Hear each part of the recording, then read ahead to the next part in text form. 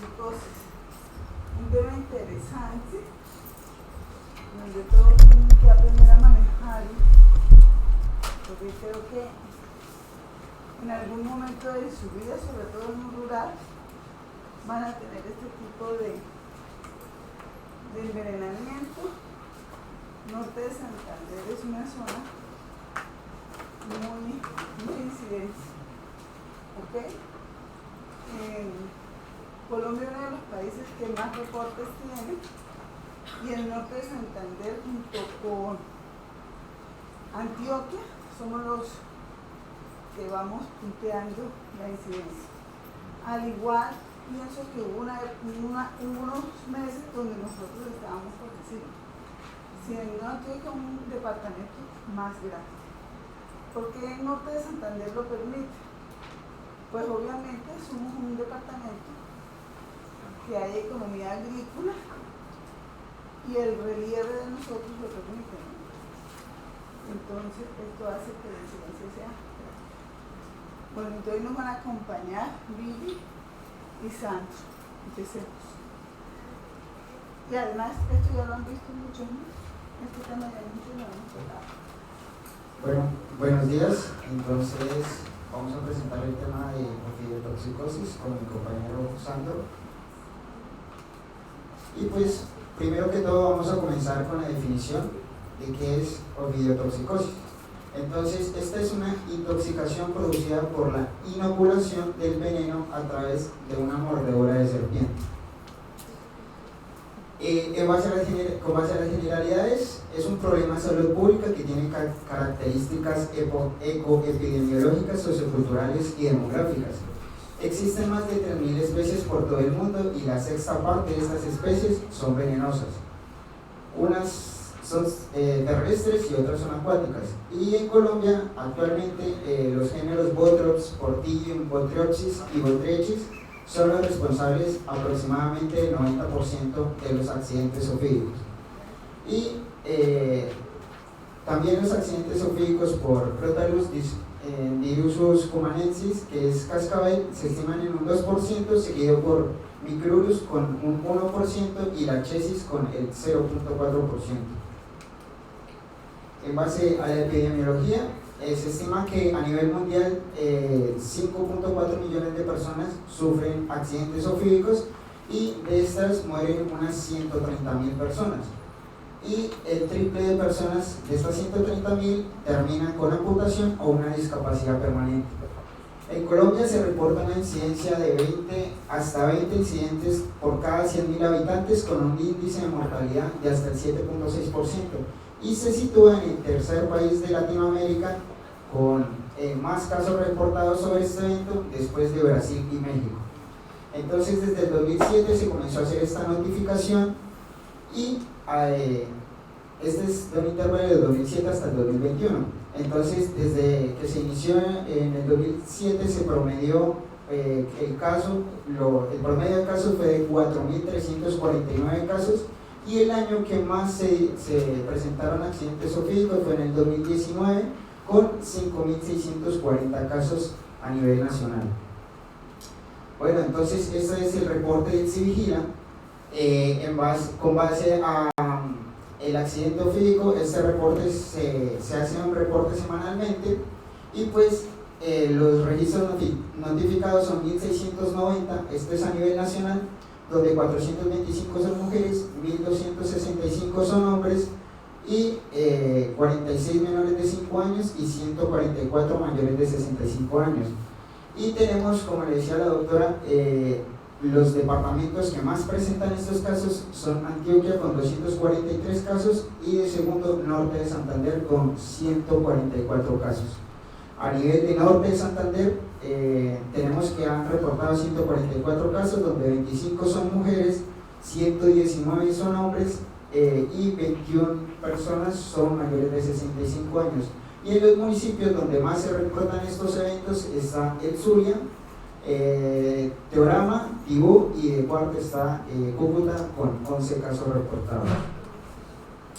Bueno, ahora entrándonos un poco más en el tema, tenemos en orden de importancia las especies asociadas con el ofidismo, y pues estas pertenecen primero que todo al género Bothrops, y aquí está a la familia Bothrops, y aquí está el género Botrytis y Portidium.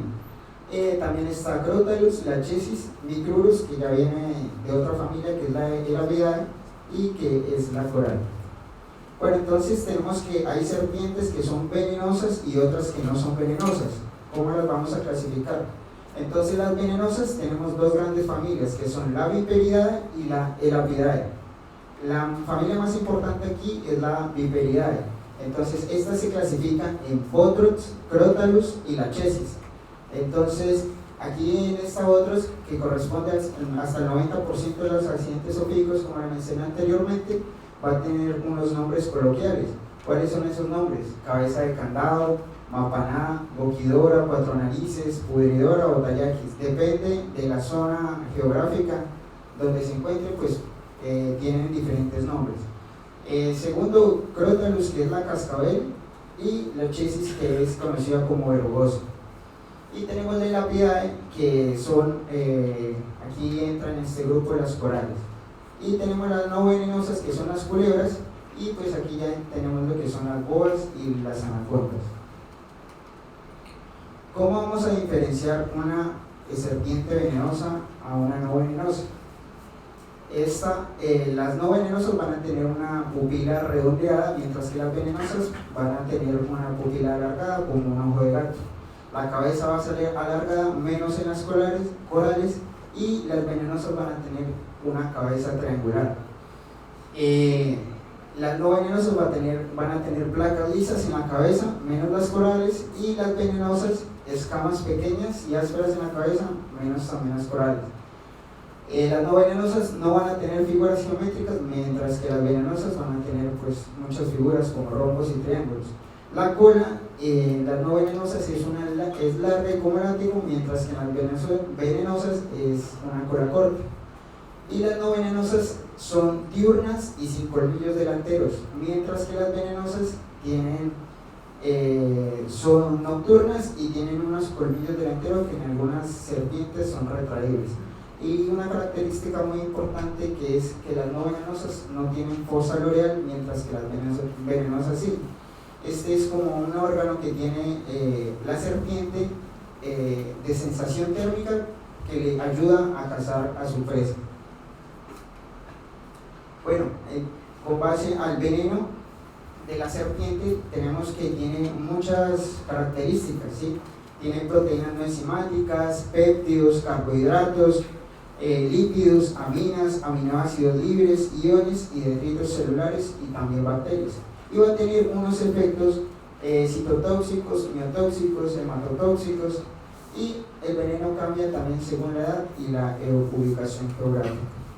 Y tenemos lo que es el suero antiofídico o el antídoto, que puede ser polivalente o monovalente. El polivalente más que todo es usado cuando no se conoce como tal la serpiente, y pues se puede usar para género bootrópico, que es mapaná, crotálico en cascabel, y en algunos casos en verrugosa. Y monovalente, que es usado exclusivamente para un solo tipo de serpiente. Entonces tenemos el monovalente antibotrópico, que es contra la mordedura de mapaná, talla X o cuatro narices; el anticrotálico, que es para la mordedura contra cascabel; y antilachésico contra la mordedura de verrugosa, y anticoral contra la mordedura de coral. Bueno, entonces, como lo dije, se clasifican en dos familias grandes, que son la Viperidae y la Elapidae. Entonces, en la Viperidae tenemos la clasificación de Bothrops, Crotalus y Lachesis. Y ahora vamos a hablar un poco del mecanismo de acción del veneno. Entonces, el veneno de estas serpientes, primero que todo, es líquido, lítico e inflamatorio. Entonces, como le dije, tiene ciertas componentes el veneno. Uno de estos son la fosfolipasa A, que es el componente más importante de este veneno. Y lo que va a hacer, como sabemos, la fosfolipasa A libera lo que es el ácido araquidónico y las prostaglandinas. Las prostaglandinas pues se relacionan con la inflamación. Entonces lo que nos va a producir es va a producir edema, congestión, frictenas, y puede conducir a necrosis tisular. Con base a nivel cardiovascular va a haber una hipotensión porque también el veneno va a bloquear lo que es la IECA a través de las metaloproteinasas y como sabemos va a interferir en lo que es el sistema renina-angiotensina-aldosterona y pues no va a aumentar la volemia ni va a aumentar pues la presión arterial. También va a ocurrir una vasodilatación y también puede ocurrir lo que es un choque hipovolémico por sangrado de las hemorraginas. También tiene un componente nefrotóxico que por la vasodilatación, como hablé anteriormente, y por lo del sistema renina-angiotensina-aldosterona va a haber una hipoperfusión renal y va a haber una microtrombosis de la microcirculación cortical renal con necrosis cortical. También puede haber necrosis tubular aguda y nefritis intersticial. También un componente hemorrágico por acción de las metaloproteinasas, que son las hemorraginas, que es lo que me van a llevar a hacer un daño endotelial. Y como dañan el endotelio vascular, entonces va a producir la hemorragia. También por acción de la trombocitina va a inhibir la adhesión plaquetaria y la trombolectina, que hace lo que es la destrucción de las plaquetas, y va a haber un mayor consumo del fibrinógeno, por ende pues una hemorragia. Y también tiene una acción coagulante, que es por la acción de la batroxobina, que es una enzima que tiene una actividad similar a la trombina y pues puede llevar una coagulación intravascular diseminada. También esto va a activar el factor 10, que me va a convertir el fibrinógeno en fibrina, y también un consumo de plaquetas y factores 5 y 8 de la coagulación. Ahora, en las manifestaciones clínicas vamos a tener unas que son locales y otras sistémicas. Entonces, a nivel local vamos a tener primero que todo dolor por la mordedura de la serpiente y edema, que es lo más principal.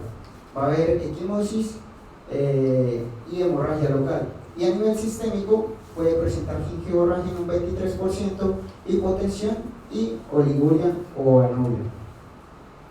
Entonces, vamos a hablar ahora un poco sobre los grados de severidad pues, del accidente ofídico. Entonces tenemos que es un grado ausente cuando no hay signos locales ni sistémicos y después de 6 horas, entonces quiere decir que el veneno no inoculó. Tenemos en un leve, que es el 40% de los casos, que va a haber dolor en el lugar de la lesión, edema en 1 o 2 segmentos con perímetro menor a 4 centímetros, puede presentar flectenas escasas o nulas, sangrado local y no puede haber tiempos de la coagulación, alteración en los tiempos de coagulación y ausencia de signos sistémicos. En el caso moderado va a haber un edema progresivo de 2 a 3 segmentos, sin compromiso del tronco, va a haber una hemorragia local activa, no hay necrosis y va a haber un incremento del perímetro mayor a 4 centímetros y va a presentar un compromiso sistémico como gingivorragia hematoria, pero no va a presentar un compromiso como tal hemodinámico y aumento de los tiempos de coagulación en un 50%. Y ya en un caso severo que abarca el 15%, va a haber edema en toda la extremidad con compromiso del tronco, cara o cuello, va a haber una mordedura en la cara o el cuello, siempre debe tratarse como grave, puede haber necrosis, oliguria o anuria, y a nivel sistémico va a haber un compromiso hemodinámico, va a haber una coagulación intravascular diseminada, puede presentar una insuficiencia respiratoria aguda, un sangrado en el sistema nervioso central y convulsiones, y los tiempos de coagulación van a estar prolongados en un 75%, o la sangre puede ser no coagulable. ¿Cómo vamos a hacer el diagnóstico? Entonces el diagnóstico puede ser etiológico, con la identificación de la serpiente. Muchas personas cuando llegan al servicio, pues que son del campo, saben cuáles son las serpientes, entonces eso al personal médico pues se le hace pues mucho más fácil para el tratamiento. O si no, se puede hacer inmunológicamente con la identificación del antígeno sérico o orina, pero esto más que todo para investigación. Esto se hace mediante la prueba ELISA. Y el clínico, que es el tiempo recorrido desde la exposición y pues las manifestaciones clínicas que ingresa el paciente. Y también una ayuda son los paraclínicos, que son los tiempos de coagulación y fibrinógeno cuando entra el paciente al servicio, a las 24, a las 48 y a las 72 horas. También se le hace hemograma, CPK, función renal y uroanálisis. Los laboratorios más completos entonces serían los tipos de coagulación, las CPK, las transaminasas para verificar la función hepática, la BUM, creatinina, parcial de orina para ver la función renal, cuadro diamático, dímero D y electrolitos. Bueno, eso en base a laboratorios. Ahora cuando estamos, por ejemplo, en un rural donde quizás no tengamos un laboratorio, entonces lo que vamos a hacer es la prueba de todo o nada. Entonces esto consiste en que en 5 cc, o sea, se va a tomar al paciente una muestra de 5 centímetros, 5 cc de sangre venosa y lo vamos a meter en un tubo de ensayo y lo vamos a dejar a temperatura ambiente por 20 minutos y luego vamos a evaluar si ocurre o no coagulación. Si no ocurre coagulación, la prueba es positiva, o sea que tenemos que darle el suero antiofídico. Pero si ocurre coagulación, la prueba es negativa y pues no necesita como tal el suero antiofídico. Sin embargo, no descarta la necesidad de corroborar el resultado con los tiempos de coagulación y como le dije, pues solo es válida en centros de atención médica donde pues no requiera, no tenga el laboratorio. Ahora el manejo, primero que todo, pues el manejo va a ser el ABCD, también movilizar la extremidad. Muchos estudios han indicado que no se debe hacer torniquete, hielo, porque pues no va a servir de nada, o sea, no han concluido que sirva de algo. Se le aplica suero antiofídico. También se monitorea la función renal, hematológica y hepática y también administración de analgésicos según sea necesario y pues antiinflamatorios. Y pues el tratamiento va a depender del laboratorio que produzca el antídoto. Entonces, según la guía del 2017, nos dice que el Instituto Nacional de Salud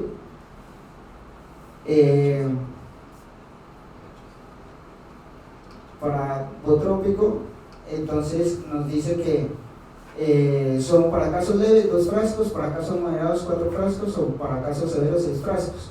Pero con base a otros laboratorios como Provior, Bioclon y el Instituto Clodomiro Picado, pues van a tener las mismas dosis, que va a cambiar al Instituto Nacional de Salud. Para acá se necesitan 4 frascos para casos leves, 8 frascos para moderados y 12 frascos para severos.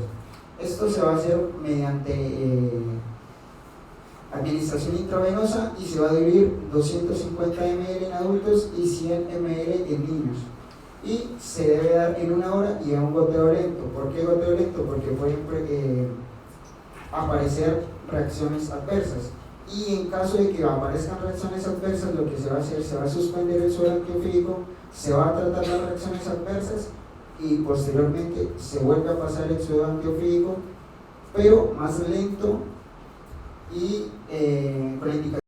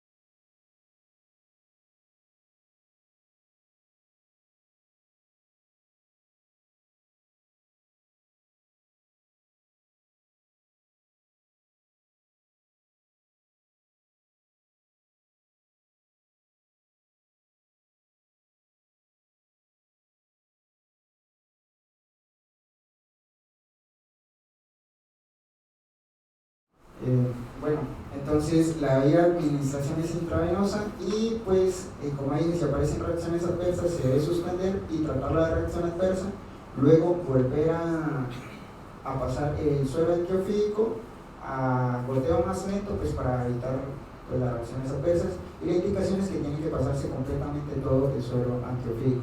Y los casos moderados a severos ya se hace, tienen que ser remitidos a nivel 3 o 4 para manejo interdisciplinario en UCI. Y también vamos a tener un tratamiento antimicrobiano, ya que no solo es la inoculación del veneno, sino las bacterias que puede tener la serpiente al momento pues, de la mordedura. Entonces, los microorganismos que se han encontrado en la boca de las serpientes es Streptococcus del grupo D, Morganella morgani, Proteus, Klebsiella, Enterobacter, Aeromonas y E. coli. Es muy importante que no se debe usar como profilaxis. Y el tratamiento antimicrobiano pues tiene un cubrimiento contra Staphylococcus aureus, anaerobios y enterobacterias. Entonces, estos son uno de los tratamientos que se manda: clindamicina más piperacilina tazobactam, clindamicina más ciprofloxacina, ciprofloxacina más cefalosporina de tercera generación, ampicilina sulbactam y metronidazol y ceftriaxona.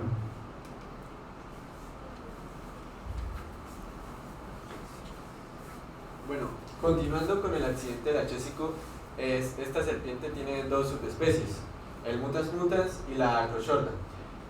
Los accidentes zoofílicos con esta serpiente no son tan frecuentes, como ya le mencionaba mi compañero Billy.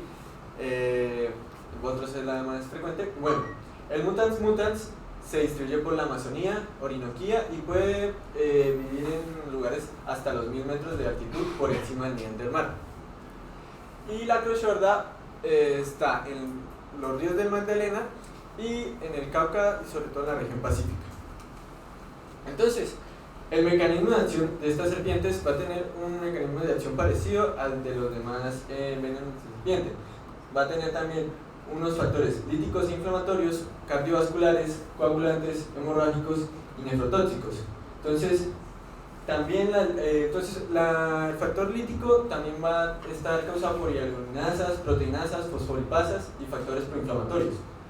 En el cardiovascular, por acción parasimpático-mimética sobre el nervio vago y colapso cardiovascular por liberación de la bradiquinina. En el coagulante va a haber una coagulación intravascular diseminada con activación del factor 10 fibrinógeno y actividad similar a la trombina. En el hemorrágico también va a actuar la metaloproteinasa y produce daño similar al que ocurre en el accidente urotrópico. En el nefrotóxico pues va a haber una hipoperfusión renal, una microtrombosis del lecho renal, necrosis tubular aguda y bueno, es similar al accidente urotrópico. Las manifestaciones clínicas también son similares, va a haber un dolor y edema, en la mayoría de los casos va a haber una hemorragia local o sistémica en el 34% de los casos, va a haber una excitación vagal. Entonces la excitación vagal en los pacientes van a presentar diarrea, pueden presentar vómito, pueden presentar dolor abdominal, hipotensión y bradicardia. Hipotensión y bradicardia en la mayoría de los casos. Si el paciente llega con un accidente ofídico de clasificación severa, puede presentar convulsiones, radiomiólisis e insuficiencia respiratoria aguda. Entonces, el tratamiento también es similar al de los demás accidentes ofídicos, dependiendo del estadio. Vamos con 8 ampollas, de 10 a 12 ampollas y de 20 a 25 ampollas. Como ya les decía, en el estadio 1 va a presentar dolor, edema y temas leves, puede presentar cólicos abdominales, mareos intensos, lipotimia, diarrea y buen estado general. En el estadio 2, además de lo anterior dicho, gingivorragias moderadas y no hay manifestaciones sistémicas de sangrado, y ya en el estadio 3 sí va a haber manifestaciones hemorrágicas sistémicas como hematemesis, hematurias, melenas, estados de choque hipovolémico y mal estado general. Bueno, siguiendo con el accidente ofídico crotálico, también tiene un mecanismo neurotóxico. Entonces este va a ser por la acción de la crotoxina, que actúa sobre las terminaciones nerviosas motoras, inhibiendo la liberación de acetilcolina en la placa neuromuscular. Una manifestación característica del accidente ofídico crotálico es una parálisis flácida, una fascia neurotóxica llamada Rosenfeld. Es similar a una fascia miasténica, hay una patosis palpebral bilateral, hay una diplegia. Entonces al paciente se le va a dificultar ver y también presentan signos de cuello roto con una dificultad para mover el cuello y esta va a ser por parálisis de los músculos cervicales. También puede entrar en paros respiratorios.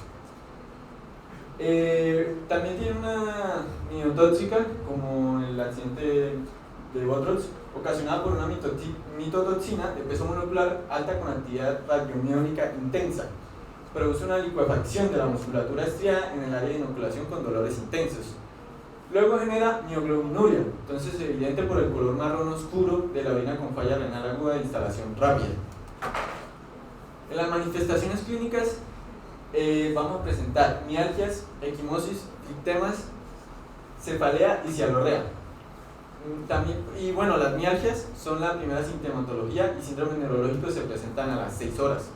Entonces la fascia no la vamos a ver al momento de la mordedura. Como el tratamiento es similar, también si llega leve 8 ampollas, moderado 12 ampollas y si es severo 20 ampollas. Bueno, pero entonces ya las manifestaciones son algo diferentes. Si llega con estadio 1, además de las manifestaciones que comparten con otros serpientes, va a haber visión borrosa, fotofobia, edema leve en el miembro herido y orina ligeramente coloreada. En el estadio 2 ya se va a presentar la fase de Rosenfeld y pues más manifestaciones neurotóxicas. Y va ya a haber la orina oscura. Y en el estadio 3 va a haber una parálisis flácida generalizada, oftalmoplegia grave, partosis palpebral grave, ptosis mandibular, fases inexpresivas por parálisis de los músculos faciales y mialgias graves generalizadas. También va a haber una dificultad para la deglución, cialorrea, afonía y orina oscura. Bueno, ahora también vamos a hablar sobre el Apidae, que son las corales. Estas tienen, entonces está la serpiente coral y la serpiente falsa coral. Y estas son las principales diferencias. Como pueden ver, tienen distintos patrones en los colores y también tienen diferencia en los tamaños, en la cabeza, en los ojos, como comentó mi compañero Billy. También tienen subespecies, pero la que nos interesa es la Micrurus. Como les decía, estas son las diferencias. El cuello, por ejemplo, en la verdadera coral está más definido. En los ojos los tiene más pequeños que la tercera escama supralabial. La cola está ligeramente gruesa y entonces los colmillos pequeños anteriores e inmóviles en la maxila están presentes. En cambio, en la falsa coral, no. En el mecanismo de acción va a haber una alfa-neurotoxina que bloquea la transmisión nerviosa a la placa neuromuscular de forma postsináptica, uniéndose al receptor nicotínico. Su bajo peso molecular le confiere una rápida distribución por los tejidos y actúa sobre los canales dependientes de sodio, potasio y cloro, esto generando convulsiones. En las manifestaciones clínicas del accidente ofídico por el Apidae va a haber en la primera hora cefalea, náuseas y vómito. Si no se trata, el paciente puede morir de 8 a 12 horas. En las sistémicas va a haber unas parálisis oculomatoras, oftalmoplegias, ptosis, alteración de la deglución, parestesias, parálisis de los músculos respiratorios y en el estado de conciencia el paciente puede presentar ataxia, areflexia, convulsiones, agitación y somnolencia. En el diagnóstico vamos a encontrar en el hemograma trombocitopenia, en el hemólisis, en los tiempos de coagulación los vamos a encontrar prolongados, el CPK va a estar levemente aumentado y los gases arteriales vamos a encontrar una acidosis respiratoria. En el tratamiento vamos a tener, como les había dicho antes, el paciente se nos puede morir de 8 a 12 horas, entonces vamos a tratar de darle el antiveneno en las primeras 24 horas. De 5 a 10 ampollas hay que diluir en 250 mililitros de solución salina y 100 mililitros para niños, 10 gotas por 10 minutos y si no hay reacción pasar en 30 minutos. O sea, ¿de qué va a depender esto? De si los síntomas siguen presentes. Soporte ventilatorio si necesario, atropina también para mejorar las manifestaciones sistémicas de 1 a 2 miligramos intravenosa, luego cada 5 minutos aplicando el doble de dosis, terapia física y manejo de tromboflebitis. Y ya, eso sería todo. Sí, pero usted, ¿qué pasó con la atropina? La atropina es para manejar los síntomas de la... No es para eso. La atropina... Como la celorrea y... Ok, la atropina no es para eso. Si no tenemos el antídoto de la anticoral, ¿aló? Si no está el antídoto de la anticoral, porque no todas las IPS lo tienen, aunque nosotros ya hemos tenido casos en el norte de Santander, incluso murió un niño de 15 años, porque la diferencia entre las serpientes de la Micrurus y las serpientes de las Viperidae es que las Viperidae son agresivas, es decir, así usted no se meta con ellas, así usted no las toque, ellas lo agreden a la presa. Mientras que las Micrurus son nobles, si usted no las toca, no pasa absolutamente nada, ellas no se meten. Pero como son tan bonitas, llaman mucho la atención, les gusta tenerlas, pues las personas a veces las toman. Entonces, el suero antiofídico anticoral no es que esté fácilmente disponible en todas las IPS. Sin embargo, en alerta, porque hubo casos de muerte, hubo 2 reportes en nuestro departamento, aquí en Cúcuta, no siendo nosotros una zona de incidencia de Micrurus, el ministerio dejó por orden que todas las IPS deben de tener el Micrurus. Nosotros ya lo tenemos en el hospital. Si no tenemos el antídoto, ¿qué es lo que se puede hacer? Oiga bien, ¿qué es lo que se puede hacer? Pero no creo que en todas las IPS tampoco vayan a tener la neostigmina. La neostigmina es un inhibidor de colinesterasa, ¿ok? Al inhibir la colinesterasa, yo voy a tener ¿qué?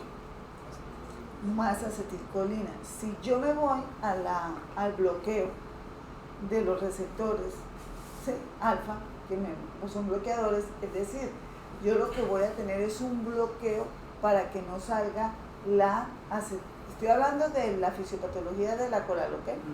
No me salga acetilcolina y yo necesito la acetilpacolina ¿para qué? O vea, antes en la membrana presináptica, antes de salir a la placa motora, para poder entrar ahí se tienen que abrir los canales de sodio y posteriormente cuando esto me va a llegar a la placa motora donde me sirve para realizar los movimientos, entonces si yo tengo este bloqueo por la neurotoxina alfa, no me va a permitir que se me vaya a salir acetilcolina, no se van a abrir canales de sodio, por lo tanto no va a llegar a placa motora, por lo tanto no va a estimular el calcio. Entonces, estos pacientes, obviamente, una de las sintomatologías que vamos a tener en la envenenamiento por Micrurus puede ser cialorrea, pero no porque hay un aumento de cialorrea, sino porque tú estás bloqueando la parte motora de tu cuerpo, ¿ok? Tan así que hay una reflexión. Si yo no la tengo, estoy segura que estoy en una Micrurus. Ahora, la diferencia entre la coral y la Micrurus, porque la coral tiene también este mecanismo, es que la coral se demora mucho más, la coral se demora mucho más para presentar los efectos neurotóxicos, y esta es muchísimo más rápido. Entonces, ¿qué es lo que se coloca? Se le coloca neostigmina al paciente. ¿Cuál es el objetivo de la neostigmina? Aumentar más la acetilcolina, pero yo tengo que saber que la neostigmina es un inhibidor de colinesterasa, un carbamato, sí, es un carbamato. Es un inhibidor de colinesterasa y yo tengo que saber que los inhibidores de colinesterasa me dan un síndrome colinérgico. Y entre los síntomas colinérgicos va a estar la cialorrea. Entonces, ¿qué pasa? Antes de poner la neostigmina, tengo que saber que tengo que bloquear el efecto secundario de la neostigmina. ¿Listo? Yo no voy a poner, pues, ahora, si yo me pongo a analizar la acetilcolina, como tal, pues me puede dar una bradicardia, ¿ok? Entonces yo puedo también pensar, no, pues, me puede dar una bradicardia. Pero el objetivo como tal es utilizar la neostigmina. La verdad, pues nunca lo he hecho pero si toca hacerlo, hay que hacerlo. Es tener el conocimiento. Lo ideal es tener el antídoto. Esa es la razón de ser. ¿Okay? Parece que fueron claros en el seminario, se dieron cuenta los diferentes tipos de ofidiotoxicosis que hay. Ustedes deben de saber el perfil epidemiológico cuando vayan a llegar a laborar en cualquier parte. Es lo que yo les recomiendo. No solamente a nivel de envenenamiento de ofidiotoxicosis, sino que todos los municipios, todos los departamentos deben de tener un perfil epidemiológico para uno saber cuál es con lo que más vamos a enfrentarnos cuando estemos ejerciendo nuestra carrera. Entonces, es lo que se debe conocer. Y saber, por ejemplo, que estamos en el norte de Santander. En el norte de Santander es Botros. Nunca he visto una crótalus, nunca he visto una verrugosa. La verrugosa no es tanto en nuestro territorio como se dieron cuenta, más en Amazonía y más en Orinoquía. Y también la micrurus es más en Amazonas y mucho más en la Orinoquía. También hay un tipo de micrurus que es más severo, que el veneno es mucho más severo y depende de dónde está, ¿ok? Por eso si ustedes se ven la guía de manejo a nivel de la guía de manejo nacional del ministerio, ellos dicen que si tenemos una ofidiotoxicosis, ya sea del Amazonas o de la Orinoquía, ellos dicen que se debe colocar en unos 5 ampollas y en otros 10 ampollas. Yo vengo de una escuela donde dice que todas las ofidiotoxicosis por micrurus se deben de manejar de forma severa. El ministerio, por la carencia del veneno, no dicen eso. Ellos dicen que en Amazonía 10 y en Orinoquía 5. Entonces, incluso yo tuve un caso que era una micrurus, por clínica era micrurus, el paciente me llega totalmente asintomático, me muestra la serpiente, era de 3 anillos negros, ¿ok? Venían, y esa era una micrurus. Yo llamo al ministerio porque nos mandaran el antídoto porque no lo teníamos, y ellos me dijeron, bueno, búsquese, ya no vamos a llegar, nos manejaron eso, y me dijeron, colóquele 5 ampollas. Yo le dije, doctora, pero 10 ampollas. Me dijo, no, 5 ampollas. El paciente llega y lo dejamos en observación, se le colocaron las 5 ampollas y en menos de 8 horas nos hace paro respiratorio. O sea, 10 ampollas. Entonces, a veces es mejor pecar por exceso que por defecto. ¿Listo? Y eso se salva vidas. Si nosotros no le ponemos ese antídoto, muy posiblemente pues, el paciente va a fallecer. Que fue lo que pasó con un niño de 15 años que le gustó la serpiente, la vi en la noche, empezó a jugar con ella y no llegó un paro acá. Listo. Otro paciente que vimos fue un paciente que estaba jugando billar. Entonces metió la mano en los agujeros, en los huecos y la serpiente le picó. También pasa eso. Hay que tener cuidado porque la micrurus no es necrolítica, no tiene hidrolasa, no tiene afectación, no afecta la fosfolipasa 2, lo que sí hacen las viperidades. Entonces ellas no van a tener lesión. Ojo muchachos con eso. Ojo con eso porque ustedes tienen que pensar no necesariamente debe haber lesión en piel cuando se trata también de botros. Yo he tenido pacientes con lesión de botros que no hacen protólisis. Ellos lo mencionaron en el seminario, que depende de la edad y la alimentación de la serpiente pueden ser las manifestaciones clínicas. Entonces lo que yo sí he observado pero la bibliografía dice lo diferente y yo lo he observado diferente acá. Ellos dicen que entre más grande la afectación es a nivel de la cascada, de la fosfolipasa, de las hidrolasas.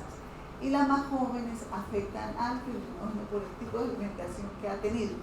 Entonces, miren, ustedes pueden tener una serpiente que le haya mordido a un paciente y usted no ver lesión en piel. Ojo con eso. Ojo con eso. Ningún paciente con ofidiotoxicosis se debe ir inmediatamente para la casa. mínimo lo deben de dejar observado entre 12 y 24 horas. No pueden mandarme un paciente, nunca. Siempre han de canalizar 2 vías, una vía por donde va el antídoto y otra vía, porque además estos pacientes con problemas de falla renal y a la gotus hay que ponerle mucho líquido. ¿Listo? Y no tenga lesión y ese paciente tenga alteración del fibrinógeno, ¿ok? Esos pacientes no van a sangrar. He tenido pacientes con hemorragias, hematomas cerebrales con desviación de la línea negra. Y ha pasado por pues no por diatrogenias que lo hayan ocasionado, pero sí porque consultaron al sitio de la vereda, el rural que estaba ahí, no le dio absolutamente nada, lo mandó para la casa. El paciente llega 2 días después con una cefalea intensa, con los tiempos totalmente malísimos y el paciente con un hematoma de desviación de la línea media. Se lleva al quirófano, el paciente se muere. Listo, también aquí mismo en el hospital han llegado y médicos que lo están valorando, no les ven nada, lo mandan para la casa. Y caso muy raro, y llega como a los 2-3 días con un hematoma del psoas, en el músculo del psoas. Entonces, des en cuenta que siempre que sea ofidotoxicosis es importante saber estas consecuencias. Entonces, no solamente hay afectación local, sino que hay afectación sistémica. El que uno esté no excluye al otro. ¿Okay? Yo puedo tener las dos y ser severa las dos, o puedo tener una local, ser muy severa y no tener afectación de fibrinógeno, o puedo tener afectación de fibrinógeno sin tener afectación local. Hay que saber colocar el número de ampollas, y para saber colocar el número de ampollas, además de hacer el diagnóstico etiológico que lo dicen los pacientes de acuerdo a cuál fue la serpiente, lo hacemos clínicamente. La clínica es mirar el sitio local, mirar el fibrinógeno cuando se trata de botrus. Y cuando se trata de micrurus, también identificar la clínica. ¿Listo? Tener en cuenta eso. El suero de la vitalidad para los botrus no sirve para la micrurus. Es decir, si estamos ante una micrurus, no va a estar lo poquito que tenemos de los botrus que nos pueden llegar. ¿Listo? Hay que saberlas identificar. Hay que saber hacer el diagnóstico etiológico. Por lo menos, ya ustedes saben que hay 2 familias, que la clínica es totalmente diferente. ¿Listo? Bien. Y usar así. Pues una cosa que se olvida y es muy importante es que todo paciente que fue mordido por una serpiente, ellos lo acaban de mencionar, en los colmillos de las serpientes hay sustancias o antibióticos, bacterias. Hay la más frecuente que tenemos, la del Streptococcus que también está en las bacterias, también está en nuestra piel, y está el Staphylococcus en nuestra piel. Entonces, vamos sumando este tipo de bacterias que nos lo pueden llevar. 2, la mozzarella, que es también la Klebsiella, que también es la E. coli, que también está. Estos son los propios que están acá. Listo, no hay manejo profiláctico, Si yo tengo a nivel local grado 1, tenga la problema que no le voy a poner antibiótico, pero sí o sí voy a hacer lavado exhaustivo de ese sitio, teniendo en cuenta lo que acabo de saber, que tengo bacterias en los colmillos, tanto de la serpiente como de nuestra piel. Listo, lo debo hacer, eso no cuesta nada. Mandar a lavar el paciente con agua y jabón ahí bastante, todo lo que se pueda. Eso, ¿cómo va a prevenir infecciones? Pero si yo tengo un moderado a severo, posiblemente yo sí le voy a colocar antibiótico, porque eso nos va a nosotros, tarde que temprano, nos va a hacer infección. 2, 1, por el proceso infeccioso que pueden tener los colmillos, y 2, por ese gran edema que va a ocasionar, y eso me va a permitir a mí también que disminuya la perfección tisular, y 2, porque además de estas serpientes tienen una cuestión que son neotóxicas, ¿ok? Que nos van a ocasionar necrosis, sobre todo la acrótalos hace mucho necrosis. Y hay mucha agua que hay que pedir, no utilizar los años, solamente manejan con acetaminofén o con opiáceos. AINES obviamente nos van a hacer infuria renal y podemos nosotros perjudicar eso. Aminoglucosis y contraindicación absoluta.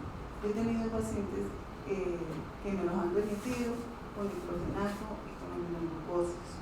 Es decir, estamos potenciando una falla renal que es la segunda complicación de la opiotoxicosis y los pacientes terminan muy posiblemente con acidosis metabólica, con una hipopotasemia, con una hiperpotasemia o una hipopotasemia, se nos pueden complicar.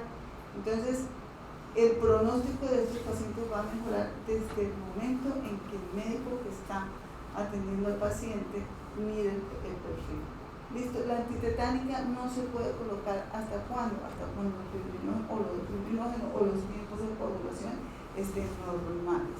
Es decir, no tengo por qué poner antitetánica en el mismo momento en que llega el paciente. ¿Hasta cuándo? Hasta cuando son normales. Y ya nos dimos cuenta que se deben normalizar estos tiempos y se puede, más que todo a las 72 horas. ¿Por qué la vida media del antídoto es de 12 horas? Es decir, ¿qué quiere decir eso? Yo coloqué el antídoto y a partir de las 12 horas vamos a tener que va a disminuir el 50% de esta sustancia en plasma, ¿ok? Entonces, si yo sé que tengo una vida media del antídoto de 12 horas, pero además de eso yo tengo una producción de factores de coagulación en el hígado que fueron estimulados. ¿Por qué? Porque los factores de coagulación solamente se van a activar cuando el organismo lo va a necesitar mediante causas que estén sucediendo, ¿ok? Entonces se van a activar y los factores de coagulación tienen una vida media muy corta, uno de 96, otro de 32, otro de 24 y otro de 48 horas. Listo, el problema no está en la producción, ¿ya? A mí me llega un paciente hace como un mes, llegó un señor, grita del dolor y tenía un edema, tenía que 3 horas de haberse tenido el envenenamiento. El señor me gritaba a mí del dolor y gritaba y tenía un edema que llegaba y comprometía tanto el emitor del miembro afectado como el otro. Y además que no colaboraba mucho porque a mí me da la impresión que sí puede doler mucho, pero que tiene un grado muy bajo del dolor. Entonces, obviamente, lo que hubo que hacer es pasarle las 6 ampollas, no tengo por qué pasarle más. Con 6 ampollas yo estoy neutralizando más de 300 miligramos, que es muy severo, a no ser que sea una lachesis. ¿Listo? O una clótales que si es polivalente, pues el suelo que tenemos nosotros en Colombia no tiene para lachesis, tiene para prótonos, no más. Y la concentración, que no me acuerdo, que creo que es 10 miligramos para neutralizar y 70 para otros. El paciente gritaba y gritaba del dolor. Y hasta que yo llegué, obviamente le puse las 6 ampollas de suero antiofídico, le puse mucho líquido y le puse analgesia. No me mejoraba con opiáceo tramador, lo pasamos a morfina y el edema.